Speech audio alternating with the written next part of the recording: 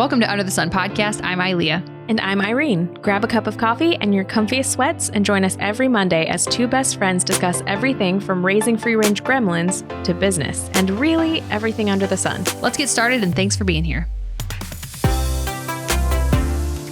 Oh my gosh, I'm so excited about this podcast because we've talked about it for, I met you when I was like 20 weeks pregnant. Yeah. Now I'm like a million years pregnant. Yep. And I've wanted you on for forever, and we both threw back. I was sick, you were sick, kids were sick. There's a lot going on. There's a lot. But this is my new friend, Lauren Jordan. Do you want to introduce yourself and tell Sure. what you do and why we know each other?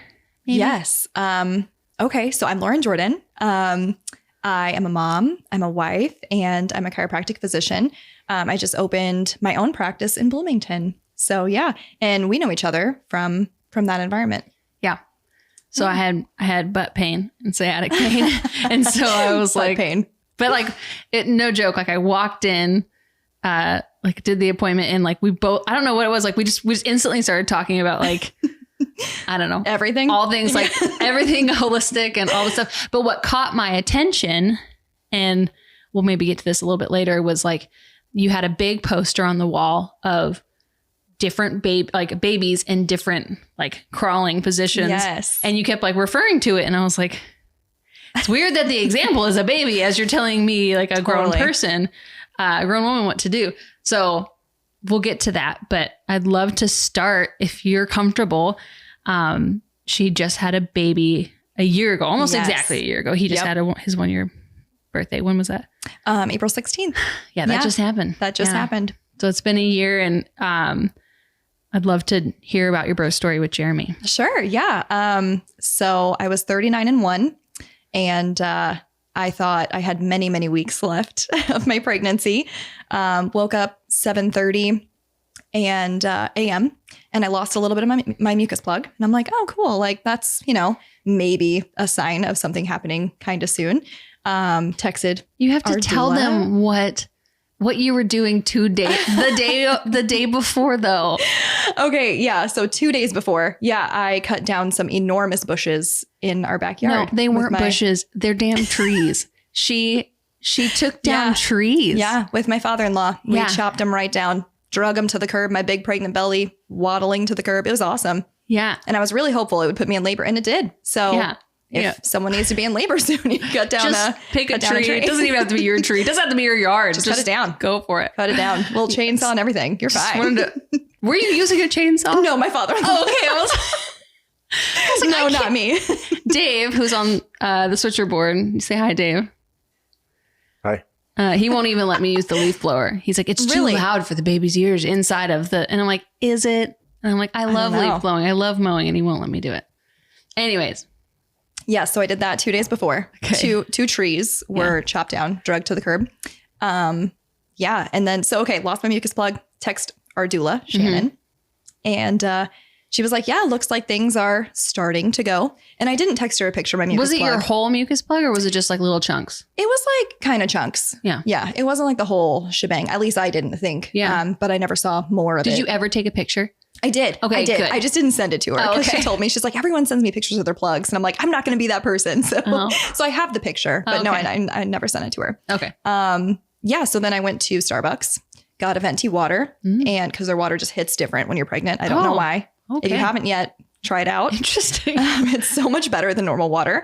Then I went to Smoothie King. Then I went home and had a gluten-free waffle. Started watching TV, just hanging out, took a little nap. And then Dean came home. My husband, Dean, came home for lunch around 12:30-ish. And I was getting a little uncomfortable, but I had Braxton Hicks throughout my entire pregnancy. So I didn't think anything of it truly. And he wasn't concerned, but he was like, oh, cool. We lost the plug. Great. We have a couple days probably.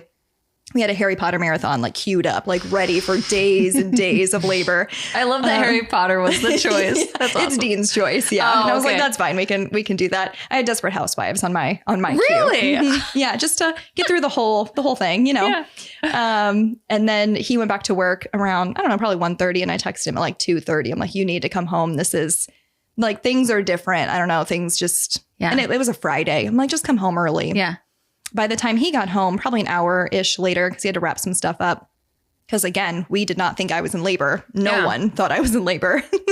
By the time he got home, I was you. No, from what I've heard. So very in denial. Let me just make this clear that like she said she called our doula. So we, by just happenstance, we have the same birth doula, and we, because of probably the birth center, I would say, but like I met you guys separate, and then we were like, oh, we have the same doula. That's crazy. So just wanted to tie that together, but continue. Yeah. Didn't think you were in labor. No. If I quote our doula, Shannon, she says she was in denial for sure. She did not think she was pregnant. She was well, you knew you were pregnant, but she did not think she was in labor. No, I think I'd still be in my bedroom. Like if she didn't tell me to leave, I think I'd probably still be there. Why do you think that is? I don't know. I just really didn't think I was going to have the baby. I just never thought it would come out. Was it that you didn't want to get your hopes up to be let down? Probably. Yeah. Because you hear all the time, like, you know, they're going to send you home if you're not actually in labor, and you have to wait until you're in active labor, things like that. So I was like, surely I can just wait. Like this will just go away. It's prodromal. Like this is not real.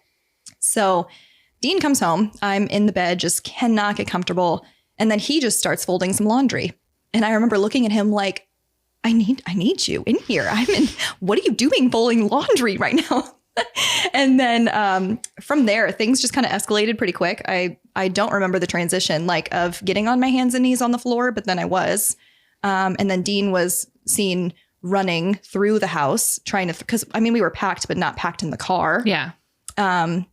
He was throwing everything in the car. We had our car seat installed already, so that was good. But throwing everything in the car, called his mom to come get the dog. Got everything, you know, and by the way, he was still running upstairs to squeeze my hips for every single contraction. Oh, geez. And I'm still in denial. So he's timing contractions at this point. And this is same day. So this is like 4:00, same day, Friday. And so dog's gone, car is packed. He has to get me downstairs somehow. And he's calling Shannon and our doula. And she's like, yeah, I mean, I'll meet you there. I'll be at the birth center. And then he called the birth center. I don't know which one came first because my eyes were closed this whole time now. And were you doing like hypnobirthing, or were you just okay? Yeah, I had my little earbuds in, and I was listening to some breathing exercises and things, and just making my way. And I would hit the floor because our floors are kind of it like echoes through the house. So I'd hit the floor every time I felt a contraction coming, and he would run up and squeeze my hips. It's like Morse code in labor. Right? And he knew, like, we didn't discuss this. It just happened. Yeah. And so then he somehow got me downstairs, and then I had to pee really quick. So I don't know how I got on or off the toilet. Don't know how I got in the car, but I remember you don't remember? No. Yeah, my eyes were also closed that whole time. Yeah. And Ashley at the birth center was our midwife. And then Shannon was there, and Cassie was our nurse. And 8:17 that night, That's came fast. Right out. So he got home probably around 3 or something? Yeah, it was like 3:30. Yeah. And so I think we got there at like 4:15 or 4:30. Yeah. And water birth. Right? Yes. Yep. So I still apologize to our doula, Shannon, for this. But as soon as she got there, I threw up. Like it was like, I don't know what happened. That's transition. Yeah, it was tough. So as soon as, and she caught it. So that was really sweet of her. Yeah. And then, so they had me labor on the toilet for a minute. Hated that. Yeah. Labored on the bed. Hated that. Got in the tub. Never looked back. It was amazing. I went from like horrible 10 out of 10 pain to a manageable 6 the rest of the time. So amazing. Yeah, it was really good. And my water didn't break until I was pushing. So that's awesome. That was, What's it was the name interesting. of that? Do you remember? Isn't it end-call, right? Yeah. Yeah. When you have the baby like in the sack, but yeah. But like it busts like right before they come out or something. Right. Isn't it? I don't know. I don't remember. I don't know. You're the doctor. I'm just kidding. I'm just kidding. I don't remember. And then beautiful cool, Jeremy was born. Jeremy Monroe. Yeah. So part of the connection was that the birth center, like your advertisement was there at the birth center. And actually, like I sent you a Marco Polo later of me zooming in up on your face when we were there for an appointment. But that's like how I figured out, because I was like, I want a chiropractor, but I want a female because like I don't want to be like, I don't want to be like pregnant and like I don't feel like I can complain the way I can complain to a woman, because like who's done it? I'm like, let me just tell you what's going on. So yeah, I called you and I think was it your cell phone? It was, yeah. Cause I remember calling and then you're like, oh, hey, sorry, it's Lauren. Like I missed your call. What's up? And I was like, I don't even know if you said what's up. You're like, how can I help you? And I was like, oh, she's cool. And I was like, okay, do you prefer like Dr. Lauren or Lauren? And you're like, oh, whatever. And I was like, this is going to go well. This is going to go well. But now like things have changed a little for you, which I'm so excited. Cause like, even though I'm 37 weeks now, we met at like 2022 something. Yeah. I think 20. And at the time I was like, you were working for a different practice. And I was like, are you ever going to open your own? Like, oh my gosh, like, because I love meeting, I don't know why, but like when I meet someone and I like them a lot, I'm like, what business can I help you start? Like I have dreams in my brain overflowing. Please let me like help you. I don't know why. That's just because I see things in people. I'm like, oh man, it's great. So then I was like, are you going to open like your own practice? And you're like, oh no, never. Oh no, never. No. Do you want to, I mean, it's not that long later. Do you want to talk about the opening of your new business? Sure. Yeah. And tell me like maybe like the specialty you're in and like why you feel drawn to that and passionate about it. Yeah. So we I worked for a different practice, like you said, here in Morton.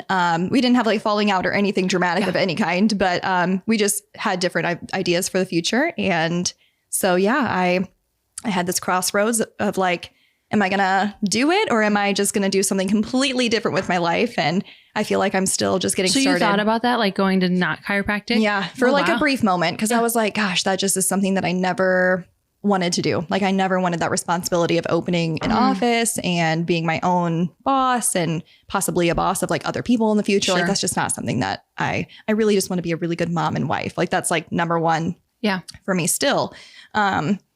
And so I was like, you know what? No, I'm still just getting loose in my profession. So I just getting warmed up. Yeah. So I had to, I felt like, and it really, I feel like was God's timing. Like it just really all fell into place and it was all too easy. Well, and so, cause I remember you being like, oh, by the way, it was at my baby shower. Yes. And I was like, oh, she works at this practice. And then you said something, I don't even know what you said. Like maybe you said like, oh, for now. Yeah. And I was like, I know. Like the middle of my baby shower, like opening a present. I was like, what are you talking about? Like, what does that mean? And then you're like, oh, we'll talk about it later. And I was like, what's happening? So, but it did all fall into place. Cause like I feel like then a couple days later, you're like, oh, we have an office space. Yeah. So like, I don't know. It just seems like it happened in a very divine way. It really did. It was all very fluid, very easy. Like this shouldn't be easy. And it really was. So it definitely was not my timing because if it was mine, I wouldn't be doing it probably. But it's all working out and it's really good. I'm loving it so far. This was my first week open in the new office. So yeah. And it was really good. You beat all your goals, right? Is what you said? Yes. Yep. It's amazing. Yeah. So remind me of the official name. Jordan Spine and Rehab Center. That's exciting. Yeah. And that's good. And like what like excites you? Like what are you passionate about with starting this new? Yeah. So when I was thinking about opening, right, when this whole transition like was starting and all of that, I was kind of brainstorming of who do I want to treat? And I didn't really want to pigeonhole myself too much. I talked to a bunch of my mentors and they kind of thought, the same thing. Like if you're going to open an office, you shouldn't just pigeonhole yourself to women and children. Like you just, you kind of already were that way because you were in the birth center. So let's just like see what happens. Sure. So that just doesn't excite me so much. I'm finding out like in my first week, all my marketing stuff is kind of geared towards women and kids because that's what I love. That's what I love in my office. That's what I love to treat. People growing other people in their bodies. Like that's one of the things you're good that I'm at passionate. it. Well, thank you. I appreciate that. If I do say so myself. Thank you. And kids development, like that really just gets me going. That's like where you geek out, right? Oh yeah. Okay. Yeah. So then help me. How do I like, where to begin? Like where, I don't know if a new mom, oh, hey, me, a new mom. Right. Where do you start with the whole development conversation? Sure. Because I can't remember which appointment it was. It was one of the early ones. And I remember noticing the big poster with a bunch of babies and like in like different crawling positions. And it had a bunch of like, I don't know, fancy names beside them. And I was like, what? Like, I didn't get it. And then you were like, oh yeah, like a lot of the things we do actually screw up our spines in the future. Right. And just because it's normal. And I'm a geek for like birth. I'm like, okay, Sure. people think it's normal to like go into the hospital and have like this whole cascade of interventions. And they're like, oh, but thank God we were there because the hospital saved us. And I'm like, no, they just like covered their own butt for the things that they caused. Sure. So this was completely new and foreign to me that like, oh, no wonder there's so many like back problems and spinal issues in like 20-year-olds that like, and I was like, oh, I have never thought about this. So like, take me on that journey. Gosh, buckle up. So, here we go. Here we go. Buckles don't really fit anymore. So let me start with, I'm trained in dynamic neuromuscular stabilization, or DNS as an acronym. Say that again. Dynamic neuromuscular stabilization. Great. Yeah. Yeah. And it is a technique basically of how to rehab adults and kids in certain positions that are based on the first 13 months of life, and the spontaneous movements and positions and muscle pulls and things like that in those 13 months.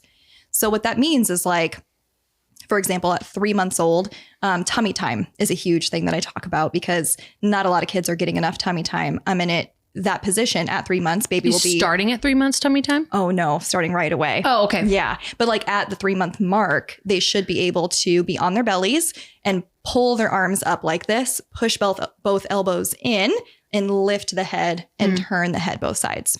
So that neurologically means that they can centrate their shoulders, meaning put their shoulder blades in the perfect position with the correct muscles. And it actually forms the thoracic curve, like that mid-back hump that forms those joints in that position.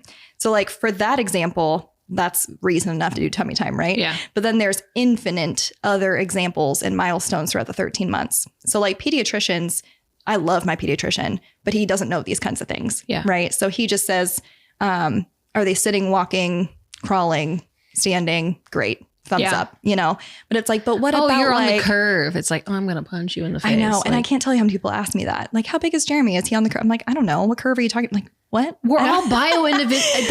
Yeah. Yes. What percentile? I'm like, good enough. I don't know. I have no healthy, idea. thriving. He's great. Yeah. Mind your own business. It drives me what nuts. percentile are you? 1,000%. Like, I don't know.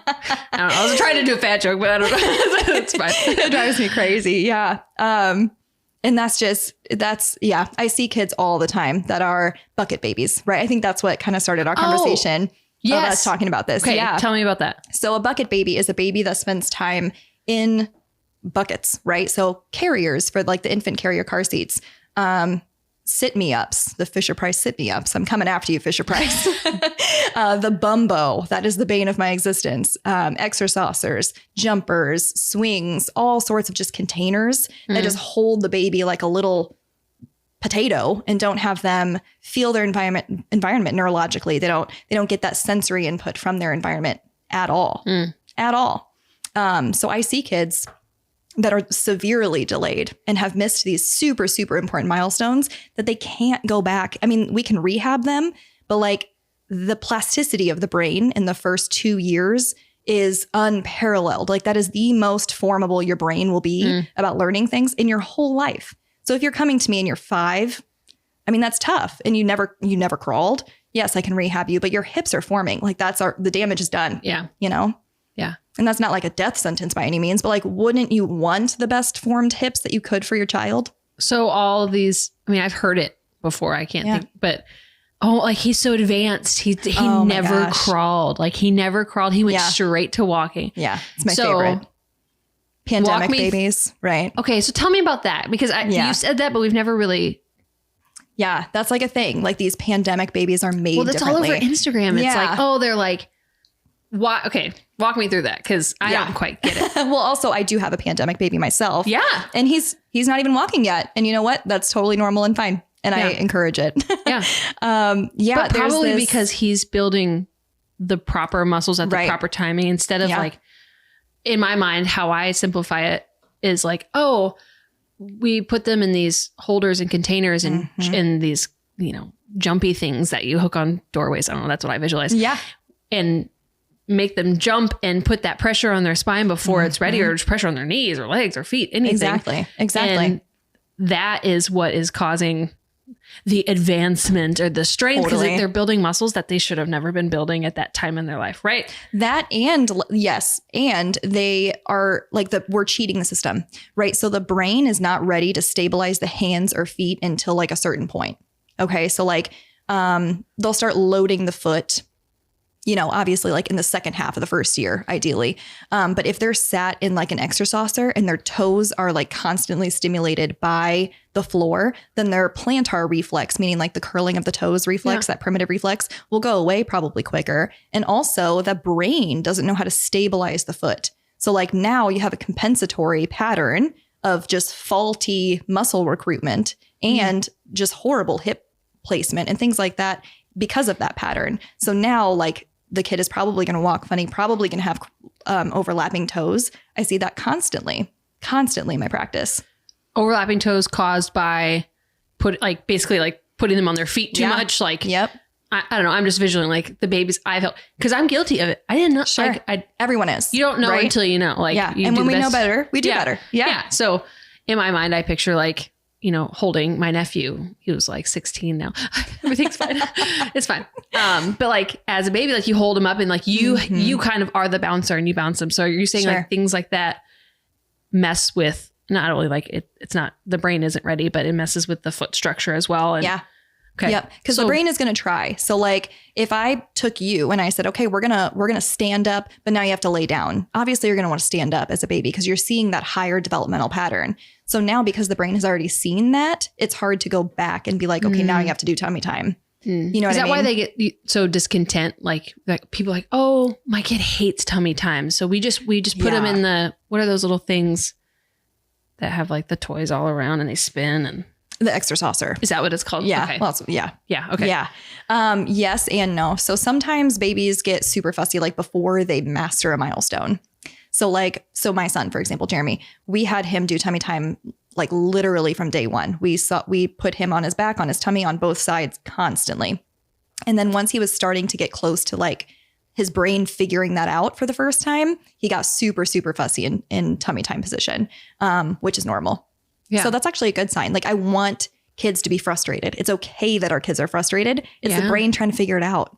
Yeah. That's what it is. And really like it's like the micro action of like as a baby learning that you have to overcome things. Like it has to get hard before it gets better. Totally. Which is like, I don't know. We're going to do like I'm going to attempt to do like the breast crawl, you know? Have you seen the breast crawl? Yes. Cool. And Shannon was like, it could take a while. Just prepare. Like it can take hours. And I was like, okay, yeah, that's good. I was like, but as I'm thinking about like, my brain has only thought about birth and only thought about postpartum for so long.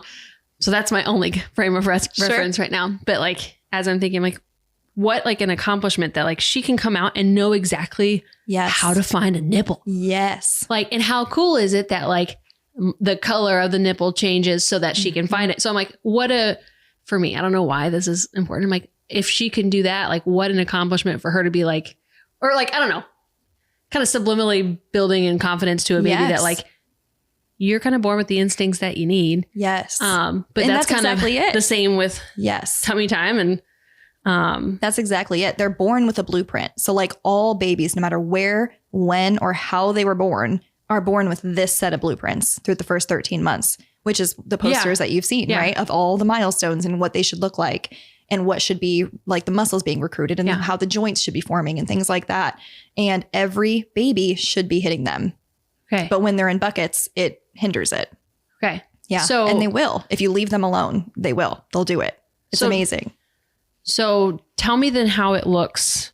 Like, how did it look? Just because, I mean, you just had a baby and you just did it. He's now in his 13th month. Yep. So like he should be completed, like whatever. He's doing those milestones. Yeah. What did it look like when you were cooking dinner and like people throw them in a bumbo? That's the only word I can remember. Sure. So like I keep throwing bumbo just like buckets. under the bus. It's my least favorite thing. So yeah. Okay. Well, that's fine. The only reason why I know that name is because you said it, and then someone at church was like, "Hey, I have a bumbo if you want to keep it," and I was like, "You should take it and light it on fire. That's what you should do." We could have a bonfire. They're banned now, right? No, they're very much alive. What was just banned? You just shared it on social media. Oh, the sleep assistant things, like the inclined sleepers. Okay. They're like little chairs that kids like were sleeping in, and it was unsafe. Kids were suffocating. So, okay. Yeah. Is it like the one that you had? Like the... Oh, No, because like we should link that because you liked that one, right? Yes. Yeah. So I had one. Well, I had two, but he didn't really use the one. I had two things to put him in. Okay. So yeah, talk me through how his how that went. Because like part of me is like, okay, I'm about to have a child any moment. Truly, it could happen at any moment. But like, what do you do with them? Like, you don't want to just like leave them in their crib. But right. Yeah. I don't know. So the best thing you can do is put your baby on the floor, supervised, obviously, but the best thing you can do. Yeah, right. Exactly. And like I said, we show Jeremy his positions, like his sides and his tummy from day one. Okay. And a lot of times that can be just like tummy on your chest. Like that's tummy time for a while. Right. Yeah. Now I will encourage flat, firm surface, like actual tummy time, to get her like actually getting the position. Sure. But yeah, I mean, we had buckets, I guess you could classify them. We had the Babybjorn bouncer seat because I did extensive research on it. So it can, it's only like 30 degrees of incline for a newborn, which is perfect. And then also the hip straps are freely movable and he was not restricted in any movement whatsoever. Okay. So that's why I used that. And then we also had the Four Moms like Mamaroo swing. We didn't use it. It plugged in, so it didn't seem very mobile to me. So yeah.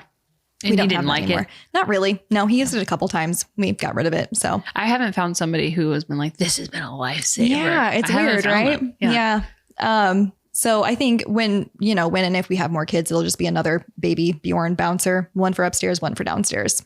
And that's it. Yeah. So then did you just use that through every phase? And that was his thing. Like that's where he sat or on the floor. Right. Okay.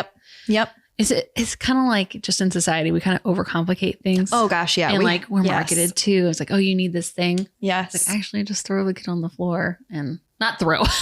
That is not gently what that is. Gently set the baby on the floor. Yes. Yeah. We just overcomplicate things. Absolutely. And we have this mindset of like, it's a race, right? Yeah. If your kid isn't walking at 7 months, then you're doing something wrong, right? Well, it's the same in like in pregnancy. People are like, oh, he's measuring a week ahead. And I'm like, do you realize how inaccurate sonograms are? Yeah. Like, right. Crazy inaccurate. It's insane. And people just get so caught up in like, I don't know.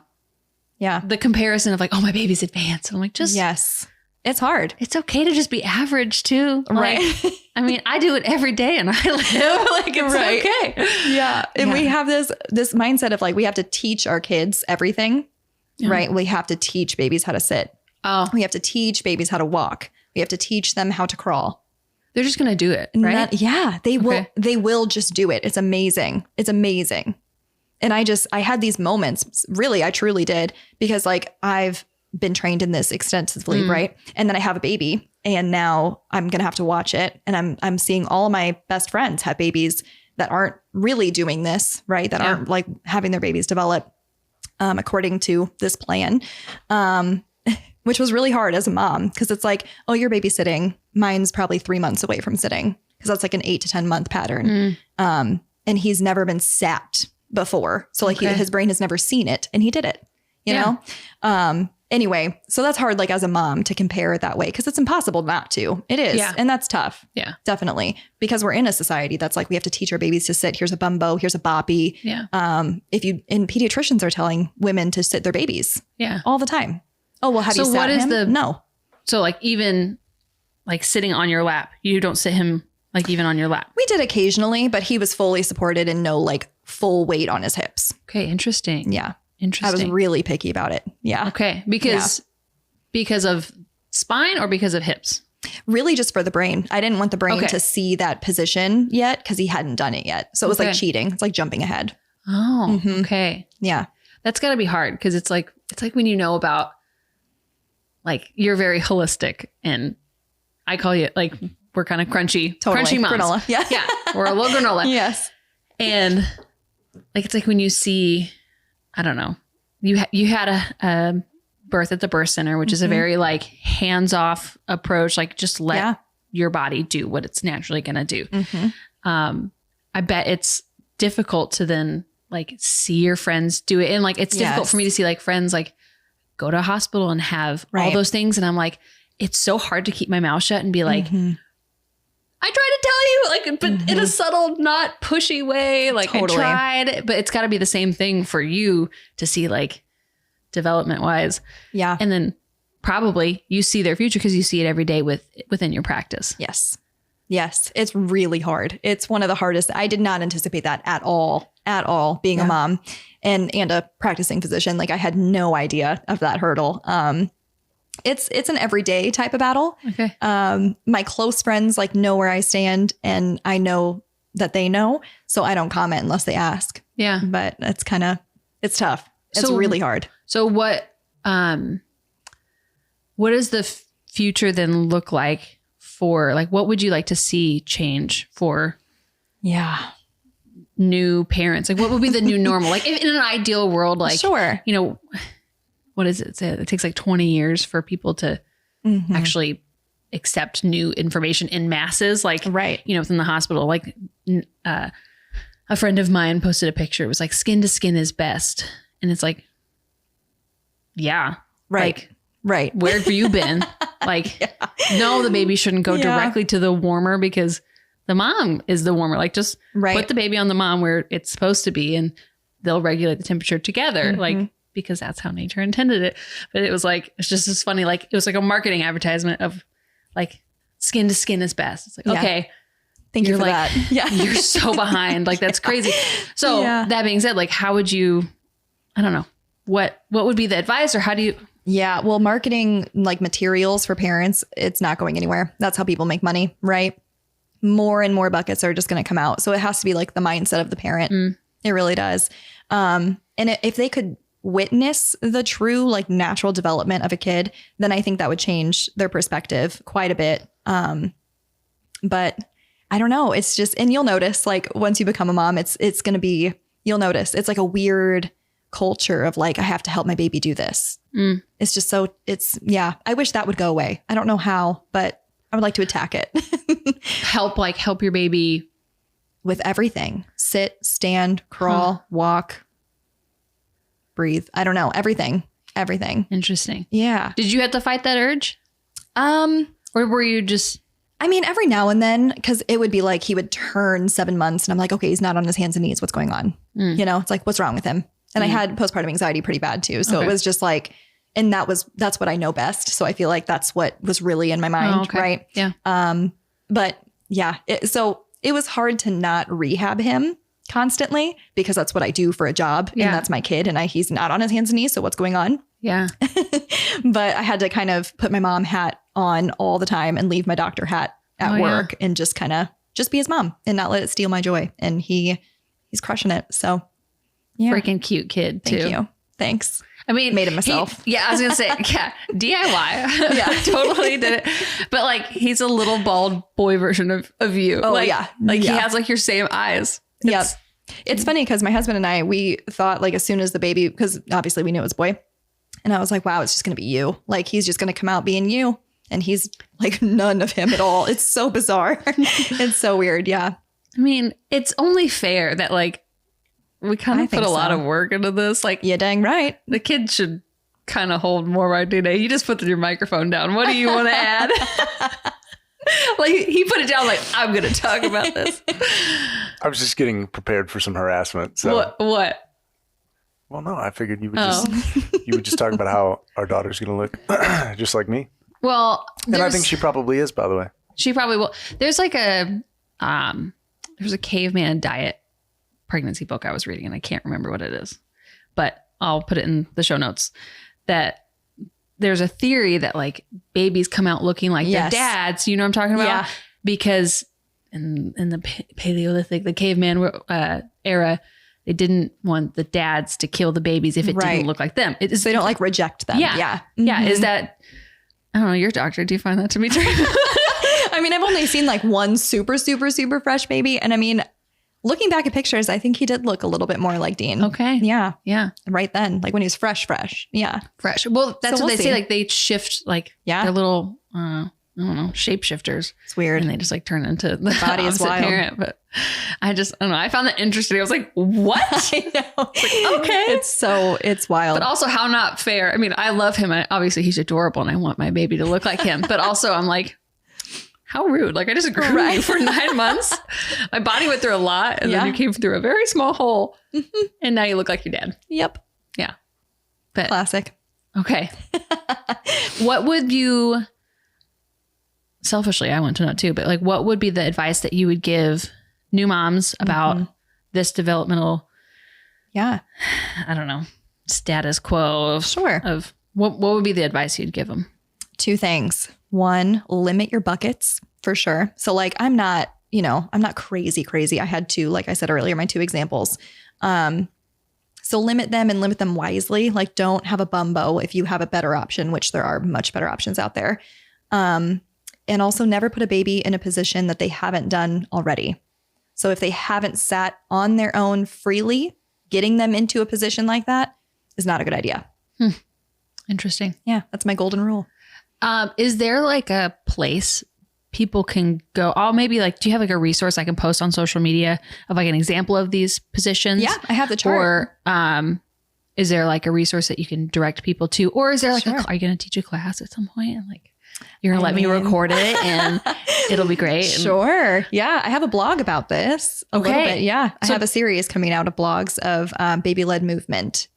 So, like the baby-led weaning of like, they'll eat when they're ready and it's fistfuls. Oh my gosh, I can see it. Mm-hmm. Please let me help you record like a video course on it, please. Okay. Let's do it. That's fine. Okay. So if you don't mind my sweat. Are you sweating? I'm a little bit. You're doing so good. Thanks. No, it's okay. You're doing so great. Then tell people where they can find you and they can find that blog because it's kind of like, maybe it's hard to visualize, but we'll put, I'll post something on Instagram and on Facebook of what we're talking about. We can put in the podcast show notes too. That as well. So a link in there. Yeah. So tell people where they can find you and how awesome you are. Yeah, just my website, jordanspineandrehab.com. And then there's a blog section. So yeah. And then also on Facebook. Jordan Spine and Rehab. You own the domain. Look at you. And are you on Instagram too? I am. Yeah. Yeah. Barely, but yeah. So the main resources are Facebook and then your website. Yes. Yeah. Okay. So yeah, this has been fantastic. I'm so excited because it's something you don't know until you know. Right. And when you know better, you do better. Yeah. That's just what it is. Yeah. That's awesome. Thanks for being here. Thanks for having me. This was great. You're the best. Dave, do you have any questions before we go? No, but I do have a bunch of questions for after. Okay. I'm realizing this is helpful. I'm realizing that we need to elaborate on some things. That's exciting. Well, let the people in on it. Is there anything you want to just one question that you want her to elaborate on? Lay it on me. Yeah. So I do. I might as well ask. You're right. Because some people might be. Because other people might be having the same question. Yeah. So, what age traditionally, you've kind of quoted some different timelines for sitting. And I guess what I'm wondering is, you are old enough, yes. Am I okay to be sitting? Am I safe to be sitting right now? Yes, you're sitting well. Yes. No, I'm trying to understand. So when do you go from tummy time or mostly sort of horizontal positions to being okay to have your child be upright? So like whether you're holding your child or they're sitting on your leg or kind of cradled. People can't see my strange motions I'm trying to do right now, but like, what does that look like, that transition, and is it okay to be holding your baby upright and all those things? Yes. Well, first, yes, it's always okay to hold your baby. Always. Yeah. Yes. But to have them in a false pattern, like that's the main thing, is having them in these positions that are fake, meaning like in a bucket, in the jumpers, exercisers, things like that. Those are the false positions. So holding your baby is more than welcome and totally fine.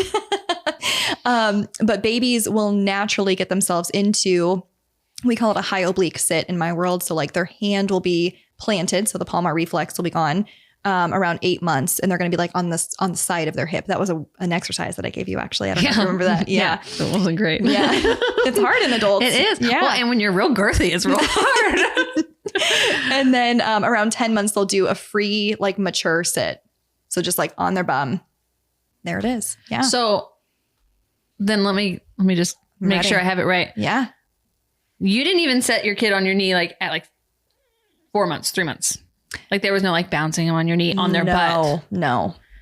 But we have again been very strict. So just, you know, because the brain isn't ready. Right. And then the hips, like, which means the rest of the body isn't ready. Exactly. Well, and that makes sense because when I just sort of picture that in my mind, I mean, everybody does that. And what you typically see is like a baby sort of slumped over. Totally. You know, being held up by their rib cage and just sort of like not really supporting themselves. Just a potato. Yeah. So something that, and tell me if this is wrong, and this is not really an important question. I mean, it is, but those like boppy things, I see people like put their baby on their tummy and their back's like, and I'm like, I would be uncomfortable. Why? Yes. That's not tummy time. That's that's a broken false position. That's a bucket. Okay. That's in a bucket family, right? Yeah. So nothing should be under the baby for any kind of tummy time, except for like on you. A towel or something like to make sure. Nothing. Ew, my floor is so so Okay, fine. Then a towel. A towel or a blanket has to happen. I am disgusting. Flat and firm surface.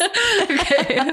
But yeah, nothing to like prop them up because that's the whole point is to support themselves into that position. I mean like a flat towel, like just a thin, like a blanket. Not like a rolled up. Not like, yeah, not to support them. I see that a lot. Yeah. I mean, so like those floor mat things with the toys. Yeah. Yeah. Those all come with like a chest pillow and they'll say it like, oh, this is a chest pillow for tummy time. Don't do it. So throw it away. Yeah, throw it in the trash. I threw mine away. Okay. Gone. Yeah. Throw it away. You don't need it. Babies will do it. If they slam their head into the floor, great. Their brain is learning. They don't have teeth. They're fine. They won't remember. It's okay. It's okay. Yeah. I promise. I mean, Jeremy still throws his head into the floor sometimes. He's fine. He's fine.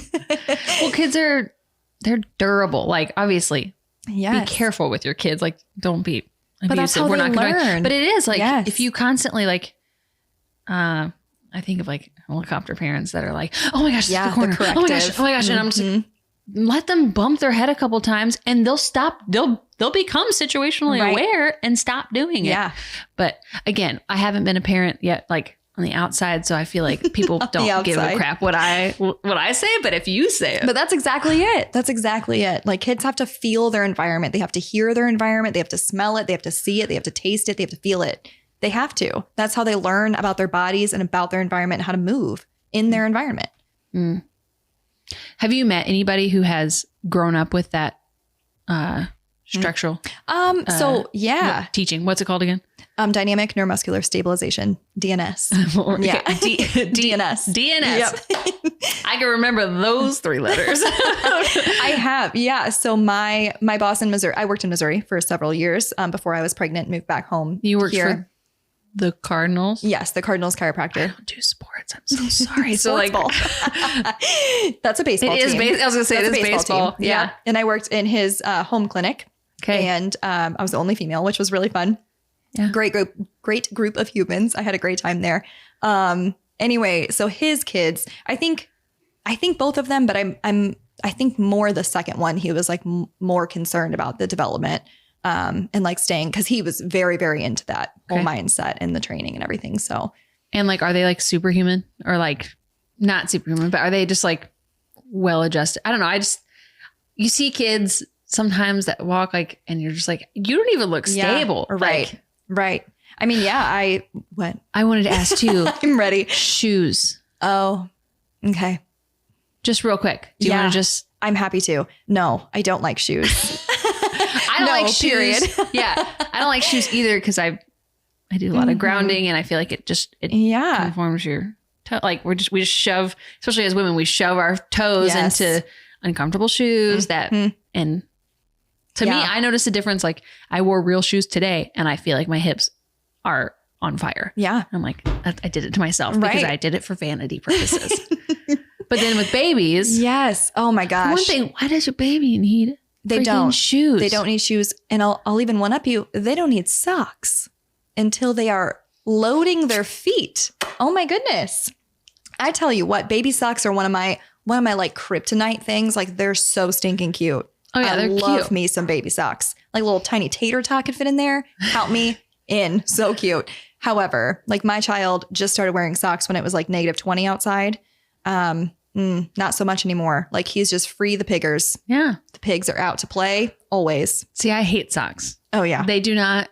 Well, no, I don't like the thought of purchasing socks for our baby because I'm like the primary laundry person. I don't know why I'm so damn weird about laundry, but I'm like, I do not want more laundry. And also we can't keep our own socks. They're awful. And then they're going to go missing. And then we're going to have 40,000 little baby socks that don't have matches. And I can't put mismatching socks on because I can't do it. Right. And so Dave, someone gifted us like one pair of socks. And then now someone has gifted us like a whole other set of socks, which is very gracious and kind. Sure. But he's like, we need more socks. And I was like, no, just keep the pigs out. It. Yeah. I was like, we're not doing it. He's like, no, we need more socks. So that's why I glared at you. Cause I mean, if you think about it, like that's just robbing the baby of information from their environment constantly. Like if we wore gloves all day, every day, that's just true. like robbing us of that neurologic input constantly. Or earmuffs, same kind of thing. Like babies need to feel everything. And this is just a little tidbit for you too. You're going to give it to me. Yes. Switch the way the baby is sleeping in the crib. Not like always on the back, right? Safe sleep for sure. But I mean, like if the head is always on one side, switch it up to the other side. Huh. So like they can get the neurologic input from both sides. Okay. Yep. Interesting. Yeah. I'm all about the brain. Yeah. Yeah. That's awesome. It needs a chance. It needs a fighting chance. Well, and we try like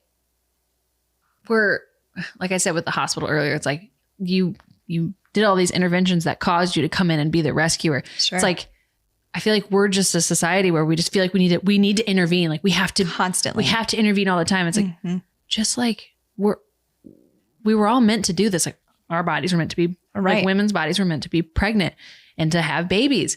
And like babies know that they're babies and they know what they need to do next. Like they come out, like it blows my mind. I'm like, the baby will like, it knows to like turn its head a certain way to come out of your hoo-ha. And it knows like when to send the hormone that it's ready. And then your body knows how to communicate. Like we try to manage it, everything so much, including like develop.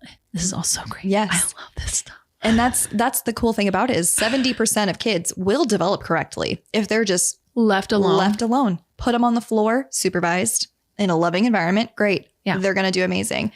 30%. That's what I see in my office. Yeah. Those are the kids that are 2 years old and not walking. Those are the kids that spent all of their time in a jumper and they can't walk except for on their toes. Those are the kids that, have overlapping toes or have crazy low back pain or crazy upper back pain. Or, it's just young adults that I see. I'm like, how did you spend your time as a baby? When did you walk? And did you ever do tummy time? Like constantly. But it's usually flipped. It's like, oh, I walked early. Like, I'm a 7-month walker. Yeah. Did you ever do tummy time? No, I don't think so.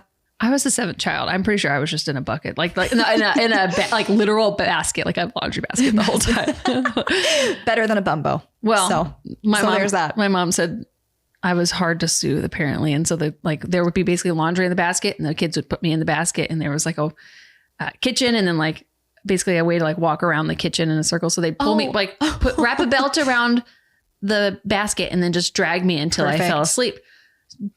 But whatever works, that's it's good. It wasn't a bumbo. Yeah. Right. I mean, you're dang right. Yeah.